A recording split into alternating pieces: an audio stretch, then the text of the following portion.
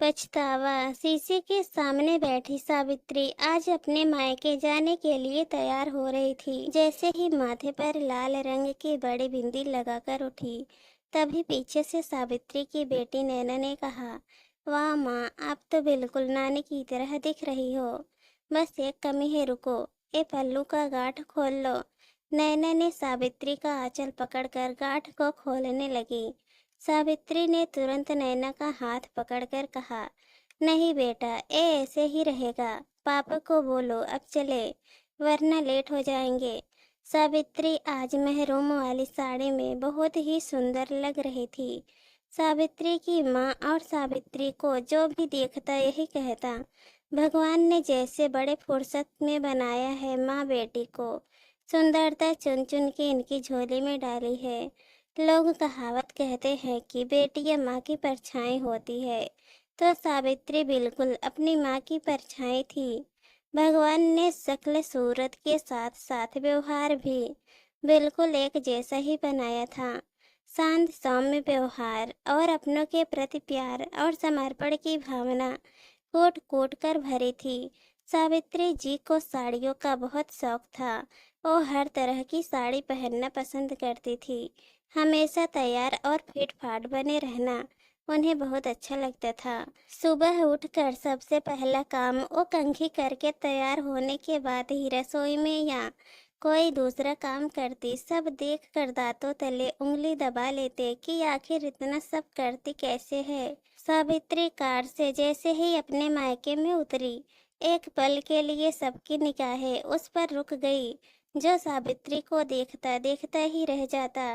तभी सावित्री की बड़ी भाभी बोली, दीदी, आप तो बिल्कुल माँ जी की तरह दिख रही हैं, लेकिन ये पल्लू का गांठ तो खोल लेती।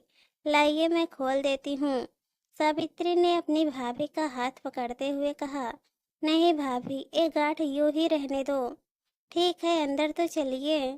सब एक साथ घर के अंदर गए। सावित्री ने अंदर जाकर कहा, माँ देखो कैसी दिख रही हूँ। सब कह रहे हैं बिल्कुल आपकी जैसी दिख रही हूँ। सच सच बताना कि क्या मैं आपकी तरह ही दिख रही हूँ? बचपन में जब आपकी साड़ी पहन लेती थी तो कितना गुस्सा होती थी, ये कहते हुए कि आपकी सारी साड़ी खराब कर दी मैंने। आज बिल्कुल वैसे ही पहनी और रखी भी है। मैंने आपकी साड़ी जैसे आप रखती थी। और ये देखो, ये पल्लू का गांठ आप गुस्से से बांधती थी ना, कि आपको हर बात याद रहे। मैंने नहीं खोली क्योंकि ये वाले गांठ मेरी गलती की थी ना, इसलिए।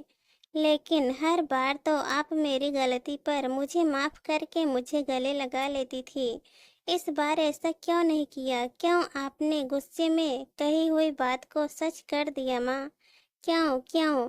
एक बार तो मौका देती। इतनी जल्दी क्या थी आपको मुझसे दूर जाने की? कहते हुए सावित्री घुटनों के बल जमीन पर बैठकर अपनी माँ की दीवार में टंगी तस्वीर के आगे जोर जोर से रोने लगी।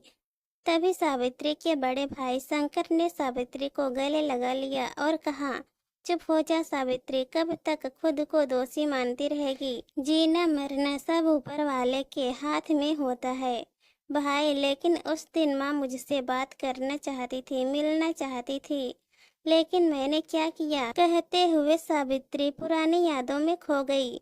हेलो माँ, क्या हुआ? बेटा ये देख, साड़ी लाई थी तेरे पापा के साथ बाजार जाकर। सावित्री ने कहा, ओह ओह माँ, आप भी ना। आप और आपका ये साड़ियों से प्रेम। अभी बिजी हूँ माँ, बाद में करती हूँ, कहकर मैंने फोन रख दिया और ऑफिस के काम में बिजी हो गई। मुझे लगा साड़ियों की शौकीन मेरी माँ मुझे फिर से अपनी लाई हुई किसी नई साड़ी के बारे में सिर्फ बताना चाहती है, तो बाद में बात कर लूंगी। और आपको पता है भाई, उस दिन वीडियो कॉल पर इस साड़ी में आदतन गुस्से के गांठ लगाते हुए उन्होंने कहा, ये ले सावित्री, मैं गांठ बांधती हूँ कि अब तुझे फोन करके कभी परेशान नहीं करूँगी।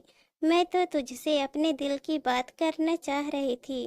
तुम लोग छोटे थे तो दिन भर मामा करते थे और मैं सुनती रहती थी सब काम छोड़कर। लेकिन आज तुम लोगों के पास समय नहीं तो कोई बात नहीं, रखती हूँ, अब नहीं करूँगी फोन। क्योंकि तुम लोग अब बड़े हो गए हो, अब तुम लोगों को माँ की ज़रूरत नहीं रही, कहकर सुलोचना जी ने फ़ोन रख दिया। दरअसल सुलोचना जी की आदत थी दिन में एक बार ज़रूर अपने दोनों बच्चों से वीडियो कॉल करके बात करना। इधर सावित्री ऑफिस और घर के कामों में इतनी व्यस्त हो गई थी कि उसे याद ही नहीं रहता। आजकल कभी कभी तो बात करना भी भूल जाती। उस दिन सुलोचना जी का फोन सावित्री के लिए आखिरी वीडियो कॉल साबित हुआ। थोड़ी देर बाद सावित्री के पापा का फोन आया कि मम्मी को अस्पताल में भर्ती कराया है। एक ही शहर में होने के कारण सावित्री ऑफिस में से सीधा अस्पताल पहुंची।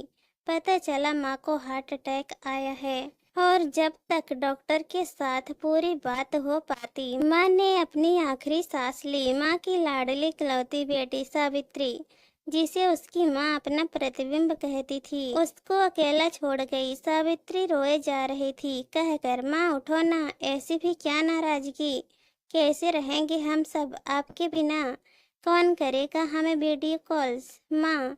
लेकिन कहते हैं ना, समय बहुत निष्ठुर होता है। जब समय रहते हम इसकी कद्र नहीं करते तो वो भी हमारी कद्र नहीं करता। उनके न रहने के बाद उनके सामान की बारी आई। साड़ियों का बॉक्स खोला गया, सब में एक से बढ़कर एक साड़ी, लेकिन इनको पहनने वाली, सहेज कर रखने वाली अब इस दुनिया में नहीं थी। सब रिश्तेदारों की मौजूदगी में जब सावित्री की भाभी ने कहा अब कौन पहनता है साड़ियाँ, इनको दान कर देते हैं, तभी सावित्री जैसे होश में आई और बोल पड़ी, नहीं भाभी, ये साड़ियाँ मैं पहनूंगी, आप मुझे दे दो। एक पल के लिए सावित्री की भाभी को लगा कहीं जेवर भी ना मांग ले सावित्री। वो आश्चर्य से देखने लगी उसकी तरफ। सावित्री ने कहा, भाभी मुझे सिर्फ ये साड़ियाँ ही चाहिए, जेवरात आप अपने पास ही रखो। तभी सावित्री के पिताजी ने कहा, चुप हो जा बेटा, ऐसे रोएगी तो तेरी माँ की आत्मा को शांति कैसे मिलेगी। एक माँ कभी नहीं मरती, वो हमेशा जिंदा रहती है, अपने बच्चों के रूप में, उनके संस्कारों में, उनकी यादों में। ये तो सिर्फ शरीर है जो चला जाता है। आज तेरी माँ की बरखी है तो उन्हें हंसते हंसते विदाई देंगे, हम लोग रोते हुए नहीं। उनकी आखिरी इच्छा भी तो यही थी कि जब वो इस दुनिया से विदा हो तो उनके बच्चों के आंखों में आंसू ना हो। और आज तूने तो ये साड़ी पहनकर उनकी ये इच्छा भी पूरी कर दी। तुझे इसी साड़ी में जो देखना चाहती थी। हाँ पापा, आप सही कह रहे हैं। माँ के दिए संस्कार और परवरिश हमेशा मेरे साथ रहेंगे और मैं उनका हमेशा पालन करूंगी।